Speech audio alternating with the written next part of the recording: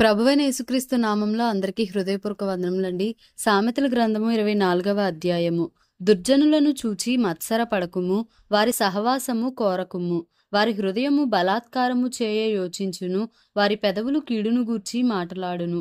జ్ఞానము వలన ఇల్లు కట్టబడును, వివేచన వలన అది స్థిరపరచబడును. తెలివి చేత దాని గదులు విలువగల రమ్యమైన సర్వ సంపదలతో నింపబడును. జ్ఞానము గలవాడు బలవంతుడుగా నుండును, తెలివి గలవాడు శక్తిమంతుడుగా నుండును. వివేకము గల నాయకుడవై యుద్ధము చేయుము, ఆలోచన చెప్పువారు అనేకులుండుట రక్షణకరము. మూర్ఖునికి జ్ఞానము అందదు, గుమ్మమునొద్ద అట్టివారు మౌనులై యుందురు. కీడు చేయ పన్నాగములు పన్నువానికి తంటాల మారి అని పేరు పెట్టబడును. మూర్ఖుని యోచన పాపము, అపహాసకులు నరులకు హేయులు. శ్రమదినమున నీవు కృంగిన ఎడల నీవు చేతకాని వాడవగుదువు. చావునకై పట్టబడిన వారిని నీవు తప్పించుము, నాశమునందు పడుటకు జోగుచున్న వారిని నీవు రక్షింపవా? ఈ సంగతి మాకు తెలియదని నీవు అనుకునిన ఎడల హృదయములను శోధించువాడు నీ మాటను గ్రహించును గదా. నిన్ను కనిపెట్టువాడు దాని నెరుగును గదా. నరులకు వారి వారి పనులను బట్టి ఆయన ప్రతీకారము చేయును గదా. నా కుమారుడా, తేనె త్రాగుము, అది రుచిగలది గదా. తేనె పట్టు తినుము, అది నీ నాలుకకు తీపియే గదా. నీ ఆత్మకు జ్ఞానము అట్టిదని తెలిసికొనుము. అది నీకు దొరికిన ఎడల ముందుకు నీకు మంచి గతి కలుగును. నీ ఆశ భంగము కానేరదు. భక్తిహీనుడా, నీతిమంతుని నివాసమునొద్ద పొంచి ఉండకుము, వాని విశ్రమ స్థలమును పాడు చేయకుము. నీతిమంతుడు 7 మారులు పడినను తిరిగి లేచును. ఆపత్కాలమునందు భక్తిహీనులు కూలుదురు. నీ శత్రువు పడినప్పుడు సంతోషింపకుము, వాడు తొట్టిల్లినప్పుడు నీవు మనస్సున నుల్లసింపకుము. యెహోవా అది చూచి అసహ్యించుకొని వాని మీద నుండి తన కోపము త్రిప్పుకొనునేమో. దుర్మార్గులను చూచి నీవు వ్యసన పడకుము, భక్తిహీనుల ఎడల మత్సర పడకుము. దుర్జనునికి ముందుగతి లేదు, భక్తిహీనుల దీపము ఆరిపోవును. నా కుమారుడా, యెహోవాను గనపరచుము, రాజును గనపరచుము. అలాగు చేయని వారి జోలికి పోకుము. అట్టివారికి ఆపద హఠాత్తుగా తటస్థించును. వారి కాలము ఎప్పుడు ముగియునో ఎవరికి తెలియను? ఇవియు జ్ఞానులు చెప్పిన సామెతలే. న్యాయము తీర్చుటలో పక్షపాతము చూపుట ధర్మము కాదు. నీ యందు దోషము లేదని దుష్టునితో చెప్పు వానిని ప్రజలు శపించుదురు.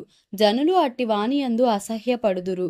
న్యాయముగా తీర్పు తీర్చు వారికి మేలు కలుగును. క్షేమకరమైన దీవెన అట్టి వారి మీదికి వచ్చును. సరియైన మాటలతో ప్రత్యుత్తరం ఇచ్చుట పెదవులతో ముద్దు పెట్టుకొనినట్లుండును. బయట నీ పని చక్క పెట్టుకొనుము, ముందుగా పొలములో దాని సిద్ధపరచుము, తరువాత ఇల్లు కట్టుకొనవచ్చును. నిర్నిమిత్తముగా నీ పొరుగు వాని మీద సాక్ష్యము పలుకకుము. నీ పెదవులతో మోసపు మాటలు చెప్పవచ్చునా? వాడు నాకు చేసినట్లు వానికి చేసేదను, వాని క్రియ చొప్పున వానికి ప్రతిఫలం ఇచ్చేదను అనుకొనకుము. సోమరి వాని చేను నేను దాటిరాగా, తెలివిలేని వాని ద్రాక్ష తోట నేను దాటిరాగా, ఇదిగో దాని ఎందంతటా ముండ్ల తుప్పలు బలిసి ఉండెను, దూలగొండ్లు దాని కప్పియుండెను, దాని రాతి గోడ పడియుండెను. నేను దాని చూచి యోచన చేసుకొంటిని, దాని కనిపెట్టి బుద్ధి తెచ్చుకొంటిని. ఇంక కొంచెము నిద్ర, ఇంక కొంచెము కునుకుపాటు, పరుండటకై ఇంక కొంచెము చేతులు ముడుచుకొనుట, వీటి వలన నీకు దరిద్రత పరిగెత్తి వచ్చును. ఆయుధస్తుడు వచ్చినట్లు లేమి నీ మీదికి వచ్చును. సామెతల గ్రంథము 25వ అధ్యాయము. ఇవియును సొలొమోను సామెతలే. యూదా రాజైన హిజ్కియా సేవకులు వీటిని ఎత్తి వ్రాసిరి. సంగతి మరుగు చేయుట దేవునికి ఘనత, సంగతి శోధించుట రాజులకు ఘనత. ఆకాశముల ఎత్తును భూమి లోతును రాజుల అభిప్రాయమును అగోచరములు. వెండిలోని మస్టు తీసివేసిన ఎడల పుటము వేయువాడు పాత్ర ఒకటి సిద్ధపరచును. రాజు ఎదుట నుండి దుష్టులను తొలగించిన ఎడల అతని సింహాసనము నీతి వలన స్థిరపరచబడును. రాజు ఎదుట డంబము చూపకుము, గొప్పవారున్న చోట నిలువకుము. నీ కన్నులు చూచిన ప్రధాని ఎదుట ఒకడు నిన్ను తగ్గించుట కంటే ఇక్కడికి ఎక్కి రమ్మని అతడు నీతో చెప్పుట నీకు మేలుగదా. ఆలోచన లేక వ్యాజ్యమాడుటకు పోకుము. నీ పొరుగువాడు నిన్ను అవమానపరచి దాని అంతమున ఇక నీవేమి చేయుదవని నీతో అనునేమో. నీ పొరుగువానితో నీవు వ్యాజ్యమాడవచ్చును గాని పరుని గుట్టు బయట పెట్టకుము. బయట పెట్టిన ఎడల వినువాడు నిన్ను అవమానపరచునేమో. అందువలన నీకు కలిగిన అపకీర్తి ఎన్నటికినీ పోకుండును. సమయోచితముగా పలుకబడిన మాట చిత్రమైన వెండి పల్లెములలో నుంచబడిన బంగారు పండ్ల వంటిది. బంగారు కర్ణభూషణ మెట్టిదో, అపరంజి ఆభరణ మెట్టిదో, వినువాని చెవికి జ్ఞానము గల ఉపదేశకుడు అట్టివాడు. నమ్మకమైన దూత తనను పంపు వారికి కోతకాలపు మంచు చల్లదనము వంటివాడు. వాడు తన యజమానుల హృదయమును తెప్పరిల్లజేయును. కపట మనస్సుతో దానమిచ్చి డంబము చేయువాడు వర్షము లేని మబ్బును గాలిని పోలియున్నాడు. దీర్ఘశాంతము చేత న్యాయాధిపతిని ఒప్పించవచ్చును. సాత్వికమైన నాలుక ఎముకలను నలుగగొట్టును. తేనె కనుగొంటివా, తగినంత మట్టుకే త్రాగుము. అధికముగా త్రాగిన ఎడల కక్కివేయుదువేమో. మాటిమాటికి నీ పొరుగువాని ఇంటికి వెళ్ళకుము, అతడు నీ వలన విసికి నిన్ను ద్వేషించునేమో. తన పొరుగువాని మీద కూటసాక్ష్యము పలుకువాడు సమ్మెటను ఖడ్గమును వాడిగల అంబును పోలినవాడు. శ్రమకాలములో విశ్వాసఘాతకుని ఆశ్రయించుట విరిగిన పళ్లతోనూ కీలు వసిలిన కాలుతోనూ సమానము. దుఃఖచిత్తునికి పాటలు వినిపించువాడు చలిదినమున పైబట్ట తీసివేయువానితోనూ సురేకారము మీద చెరకపోయువానితోనూ సమానుడు. నీ పగవాడు ఆకలి గొనిన ఎడల వానికి భోజనము పెట్టుము, దప్పిగొనిన ఎడల వానికి దాహమిమ్ము. అట్లు చేయుట చేత వాని తల మీద నిప్పులు కుప్పగా పోయుదువు. యెహోవా అందుకు నీకు ప్రతిఫలమిచ్చును. ఉత్తరపు గాలి వాన పుట్టించును, కొండెగాని నాలుక కోపదృష్టి కలిగించును. గయ్యాళితో పెద్ద ఇంట నుండుట కంటే మిద్దె మీదనొక మూలను నివసించుట మేలు. దప్పిగొనిన వానికి చల్లని నీరు ఎట్లుండునో దూరదేశము నుండి వచ్చిన శుభ సమాచారము అట్లుండును. కలకలు చేయబడిన ఓటయు చెడిపోయిన బొగ్గయు నీతిమంతుడు దుష్టునికి లోబడుటయు సమానములు. తేనె అధికముగా త్రాగుట మంచిది కాదు. దుర్లభమైన సంగతి పరిశీలన చేయుట ఘనతకు కారణము. ప్రాకారము లేక పాడైన పురము ఎంతో, తన మనస్సును అణచుకొనలేనివాడును అంతే. సామెతల గ్రంథము 26వ అధ్యాయము. ఎండకాలమునకు మంచు గిట్టదు, కోతకాలమునకు వర్షము గిట్టదు. అటువలే బుద్ధిహీనునికి ఘనత గిట్టదు. రెక్కలు కొట్టుకొనుచు తారాడుచున్న పిచ్చుకయు దాటుచుండు వాన కోయిలయు దిగకుండునట్లు హేతువులేని శాపము తగులకపోవును. గుర్రమునకు చబుకు గాడిదకు కళ్ళెము, మూర్ఖుల వీపునకు బెత్తము.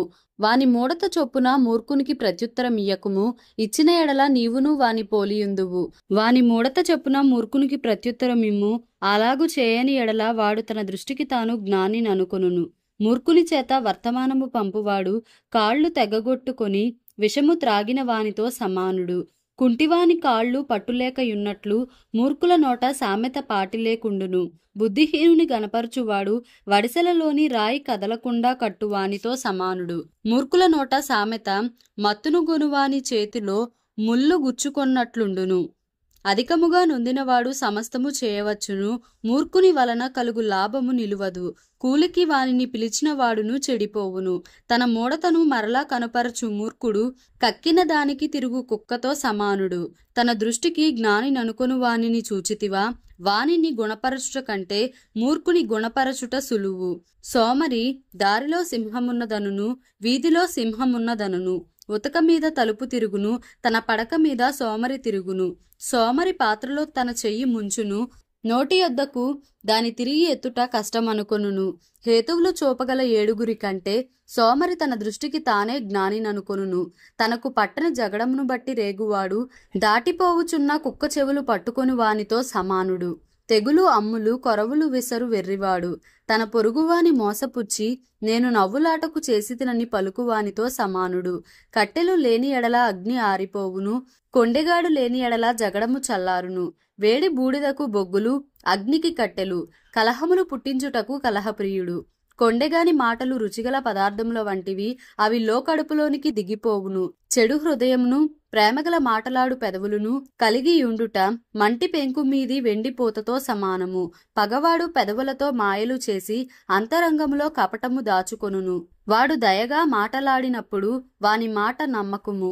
వాని హృదయములో 7 హేయ విషయములు కలవు. వాడు తన ద్వేషమును కపట వేషము చేత దాచుకొనును. సమాజములో వాని చెడుతనము బయలుపరచబడును. గుంటను త్రవ్వువాడే దానిలో పడును. రాతిని పొర్లించు వాని మీదికి అది తిరిగి వచ్చును. అబద్ధములాడువాడు తాను నలుగగొట్టిన వారిని ద్వేషించును. ఇచ్చకపు మాటలాడు నోరు నష్టము కలుగజేయును.